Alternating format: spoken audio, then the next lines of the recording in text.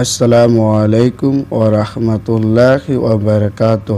میں شروع کرتا ہوں اللہ کے نام سے، وہ بڑا ہی نہایت رحم کرنے والا ہے۔ اللہ کے سوا کوئی معبود نہیں اور محمد صلی اللہ علیہ وسلم اللہ کے رسول ہے۔ سبھی تعریفیں اللہ ہی کے لیے ہے۔ اعوذ باللہ من الشیطان الرجیم، بسم اللہ الرحمن الرحیم۔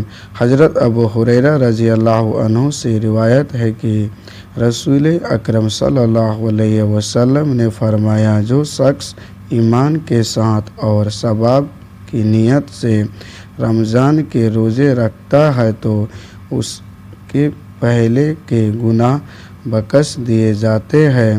مشرک اور ریاکار شخص کی عبادت یا نیک اعمال کا اس کو کوئی فائدہ نہیں ہوتا، اسی لیے خالص طور پر عبادت اللہ تعالیٰ ہی کے لیے کرے۔